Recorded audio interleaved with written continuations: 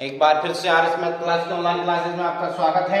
आज पढ़ेंगे प्रमेय 11.3। यदि कोई एक रेखा किसी त्रिभुज के एक आंतरिक कोण का समद्विभाजन करे। देखो सबसे पहले अपन बनाएंगे यहाँ पे त्रिभुज, किसी भी प्रकार का त्रिभुज हो तो उसमें अपन करते हैं, ये कहा है कि किसी भी एक कोण का आंतरिक कोण का समद्विभाजन, भाई अंदर वाले कोण का किसी भी एक कोण का क्या करेंगे, समद्विभाजन। और समद्विभाजन का मतलब है समान दो भागों में बांटना। तो अपन देखो इस कोण का कर लेते हैं समद्विभाजन, अर्थात अपन कह सकते हैं कि ये कोण इस कोण के क्या हो जाएगा, बराबर हो जाएगा। ठीक है, तो देखते हैं अपन इस कोण का कर लिया अपन ने समद्विभाजन, इसका नाम दिया 1, इसका नाम दे दिया 2। कोण 1 बराबर है कोण 2 के। ठीक है, तो अब ये कहा है, इसका भी कर सकते हैं भाई, इसका भी कर सकते हैं, लेकिन अपन ने किया एक कोण का। ठीक है, किसी भी एक कोण का समद्विभाजन करेंगे तो कर दिया, करे तो वह समद्विबाहु रेखा उस कोण की सम्मुख भुजा को, जो ये लाइन है समद्विबाहु रेखा, उस सम्मुख भुजा को, देखो ये सामने वाली भुजा है, उस सम्मुख भुजा को त्रिभुज की शेष भुजाओं की, देखो त्रिभुज की जो शेष भुजाएं हैं, ये भुजा और ये भुजा, भुजाओं की लंबाई के अनुपात में विभाजित करती है। मतलब समान अनुपात में, मतलब इसका और इसका अनुपात इसके और इसके अनुपात के क्या होगा, बराबर होगा। ठीक है, क्या कह रहे हैं भाई कि इसका और इसका अनुपात इसके और इसके अनुपात के क्या होगा, बराबर। ये जो लाइन है इसको जिस अनुपात में विभाजित करती है, अर्थात 2 हिस्सा इसका इतना, 3 इसका इतना, तो इसी प्रकार से 2 और 3 के अनुपात में विभाजित करेगा, अर्थात 2/3 बराबर इनका भी अनुपात क्या होगा, 2/3। ठीक है, तो इसी हिसाब से अपन को आगे चलना है। तो देखते हैं, सबसे पहले अपन को दिया गया क्या है, सबसे पहले लिखेंगे दिया गया है। सबसे पहले देखते हैं दिया गया है, फिर लिखते हैं सिद्ध करना है, फिर करते हैं रचना, और लास्ट पॉइंट अपना चौथा है उपपत्ति। सबसे महत्वपूर्ण पॉइंट क्या है, उपपत्ति। ठीक है, उत्पन्न करना। तो दिया गया अपन पहले लिखेंगे, तो दिया गया में ये है कि यदि एक रेखा किसी त्रिभुज की एक आंतरिक कोण का समद्विभाजन करे, मतलब कोण 1 बराबर कोण 2, तो अपन क्या कह सकते हैं, नाम दे देते हैं इस त्रिभुज का ए, बी और सी। तो यहां लिखेंगे कोण 1 का समद्विभाजन, कोण 1 का समद्विभाजन, कोण 1 बराबर कोण 2। ठीक है, कोण 1 का समद्विभाजन आपको दिया गया है, कोण 1 बराबर कोण 2। सेकंड इसका आपका है सिद्ध करना है, क्या भाई, सिद्ध करना है। और सिद्ध करना क्या है अपन को, कि इसका और इसका अनुपात, नाम दे देते हैं इसका डी, क्या नाम दिया, डी बिंदु नाम दिया, इसका और इसका अनुपात इसके और इसके अनुपात के क्या होगा, बराबर होगा। तो ना कह सकते हो BD बटा CD, BD बटा CD बराबर AB बटा AC, AB बटा AC, वापस ध्यान दो, BD बटा CD बराबर AB बटा AC। ठीक है, ये आपको करना है सिद्ध। इसके बाद अपनी है यहाँ पे रचना, क्या है तीसरा पॉइंट, रचना। और रचना में देखते हैं कि अपन को देखो इस लाइन के समांतर एक लाइन लेनी है, क्या भाई, इस लाइन के समांतर C बिंदु से एक लाइन लेनी है, अर्थात अपन कह सकते हैं इस हिसाब से। ठीक है, और एक काम करना है कि इसका नाम देते हैं ABCD E, क्या नाम दिया इसका, E। तो A को E से मिलाया, क्या लिखेंगे भाई, A को E से मिलाया, ये बात भी आपको लिखनी है। ठीक है, बिल्कुल सीधा होगा ये पॉइंट।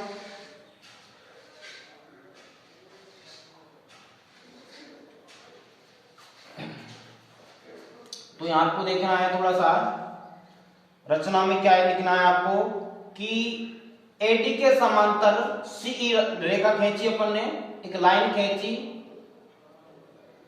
तो ये कह सकते हो AD समांतर है CE के। ठीक है, इसके समांतर ए लाइन खींची, पहला पॉइंट। और दूसरा आपका है बिंदु ए को ई से मिलाया,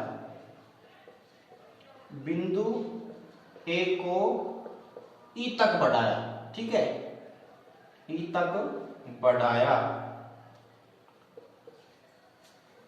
वापस ध्यान देना कि अपन ने इसके समांतर रचना में ये किया कि जो अपनी कमी रह जाती है वो रचना से पूरी करते हैं। तो एडी समांतर है सीई के, एडी समांतर है सीई के और बिंदु ए को ई तक बढ़ाया। ये अपना रचना का पॉइंट हो गया। अब है उत्पत्ति करते हैं भाई इसकी, अब यहीं से ले लेते हैं। चलो अभी उपपत्ति,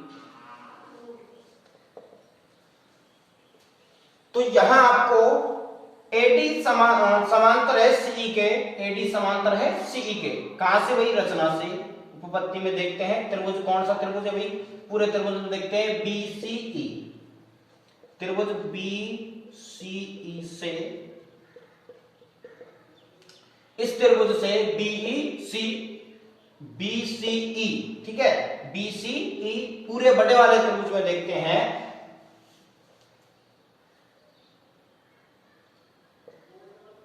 इसमें ये कहा है कि भाई ये लाइन इसके समांतर है, बिल्कुल है, लाइन समांतर है तो भुजाएं क्या हो जाएंगी? अनुपातिक। बीपीटी के अनुसार, बेसिक प्रोपोर्शनल थ्योरम, थेल्स प्रमेय के अनुसार अपन कह सकते हैं प्रमेय 11.1 से, ठीक है। तो ये कह सकते हैं यदि ये लाइन इसके समांतर है, किसी भी त्रिभुज की एक भुजा के समांतर जो लाइन खींची है, ठीक है, तो एक भुजा के समांतर कोई लाइन खींची है तो इसका और इसका अनुपात, इसके और इसके अनुपात के क्या होगा? बराबर होगा। अन्य दोनों भुजाओं के अनुपात के बराबर होती है। तो ये देखेंगे त्रिभुज बीसीई से, बीसीई त्रिभुज में अपन कह सकते हैं एडी समांतर है सीई। कैसे हुआ भाई? रचना से। एडी समांतर है सीई के, कहां से? और रचना से। अब यहां स्टार्ट करते हैं कि यदि ये लाइन इसके समांतर है तो इसी त्रिभुज में इसका अनुपात इसके और इसके अनुपात के क्या होगा? बराबर। तो देखो अपन तरीके से चलते हैं, ए बी और ए ई का अनुपात, ए बी बटा ए ई का अनुपात बराबर होगा किसके? बी डी और सी डी के अनुपात के, बी डी बटा सी डी के अनुपात के, ठीक है। ए बी बटा ए ई बराबर बी डी बटा सी डी, यह अनुपात आ गया। इसका नाम दे देंगे समीकरण नंबर 1। भाई कहां से हुआ ये काम? ये कह सकते हो अपन प्रमेय 11.1 से, प्रमेय 11.1 से कि भाई भुजाएं, देखो लाइन समांतर है, किसी भी त्रिभुज की एक भुजा के लाइन कोई समांतर है, अंदर लाइन जो ये समांतर इस त्रिभुज में, इस भुजा के, तो इसका और इसका अनुपात इसके और इसके अनुपात के बराबर होगा। क्लियर है? अन्य शेष भुजाओं का अनुपात क्या होगा? बराबर। अब यहां देखते हैं समीकरण नंबर 1, आपको सिद्ध करना है ये, तो इसमें देख लेते हैं बी डी बटा सी डी, बी डी बटा सी डी आ रहा है, इसके बाद ए बी बटा ए सी, ए बी बटा ए ई आ रहा है। अर्थात अपन को क्या करना है? ए ई की जगह क्या लाना है? ए सी, ए ई ये क्या है? ए सी। अर्थात यदि अपन इसको और इसको बराबर कर दें, ए ई और ए सी को बराबर कर दें, तो ए ई की जगह अपन ला सकते हैं, इसमें ए सी ला सकते हैं, ठीक है। ए सी लानी है तो ए सी लाने के लिए अपन को ए ई के बराबर करना होगा। तो अर्थात ये दोनों भुजाएं क्या करनी है? बराबर। भुजाएं बराबर करने के लिए एक छोटा सा काम करना है, और वो काम यह है कि अपन कह सकते हैं कोण 1 बराबर कोण 2। इसी त्रिभुज में अपन कह सकते हैं कोण 1 बराबर क्या? कोण 2। क्यों बराबर है? दिया गया है। पहला पॉइंट, कोण 1 बराबर कोण 2। दूसरी स्थिति आपकी बनती है यदि ये लाइन समांतर है, आपको पता है बिल्कुल, और हमको भी पता है कि एडी समांतर है सीई के। क्यों? रचना से।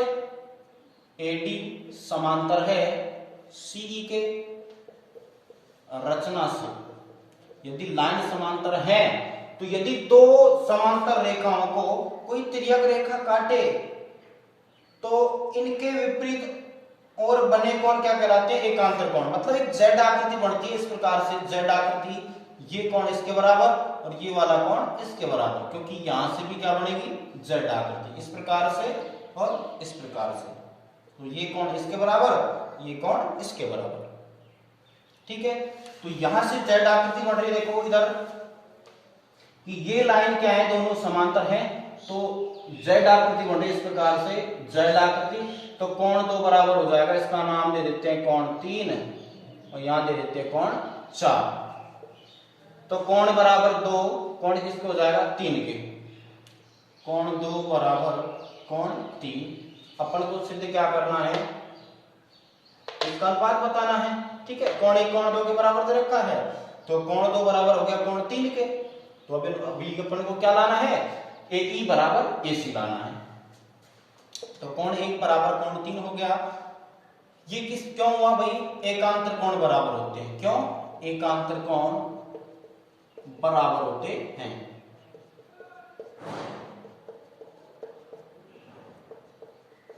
तीसरी स्थिति देखते हैं कि कोण 4 को भी अपन को बराबर करना है 1 के।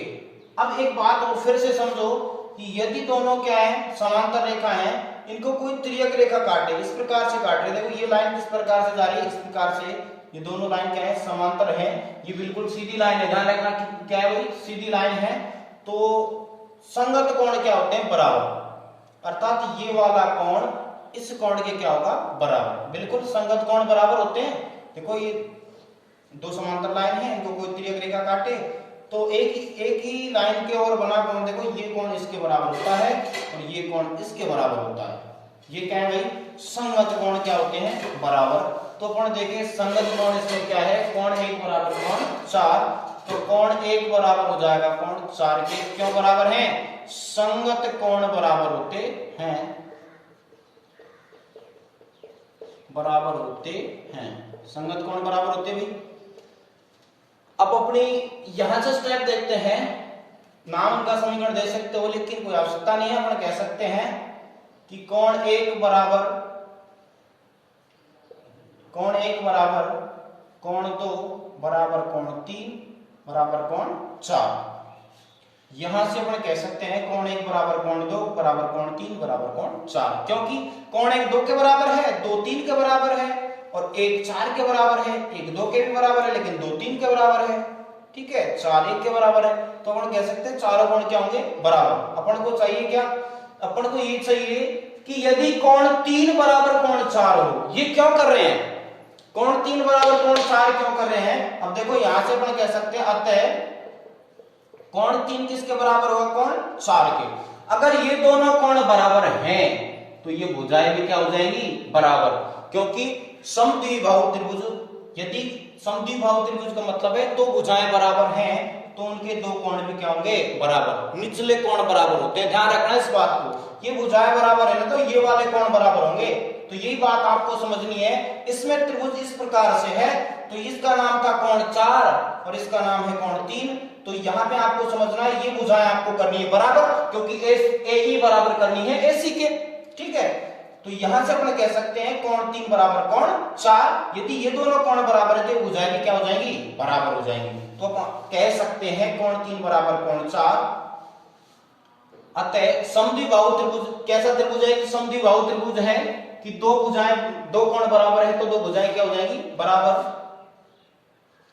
AE बराबर क्या हो जाएगा? AC के। समद्विबाहु त्रिभुज है, ठीक है। क्यों बराबर है? समद्विबाहु त्रिभुज है इसलिए। ये त्रिभुज क्या है? त्रिभुज कौन सा? कह सकते हो ACE। समद्विबाहु त्रिभुज क्या है भाई? त्रिभुज ACE समद्विबाहु त्रिभुज है। त्रिभुज ACE, त्रिभुज ACE एक क्या है? समद्विबाहु त्रिभुज है। देखो त्रिभुज ACE समद्विबाहु त्रिभुज है, इसलिए क्या है? बराबर है। अगर ये बराबर है तो अपन कह सकते हैं, यहां रख सकते हैं AE की जगह क्या रखोगे? AC। इसका नाम दोगे समीकरण नंबर 2। समीकरण 2 से समीकरण 1 में, समीकरण 1 में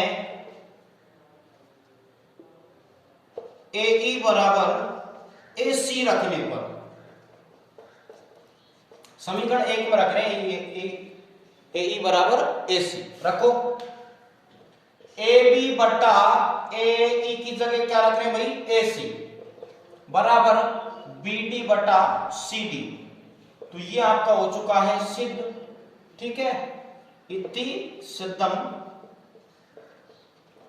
इस प्रकार से किसी भी प्रकार की प्रमेय हो, कुछ भी हो, लेकिन तरीके से अपन चले रोटेशन बनाते हुए तो कोई समस्या आपको नहीं आएगी। ठीक है, समझना बहुत जरूरी है। बेस्ट ऑफ लक, तैयारी करते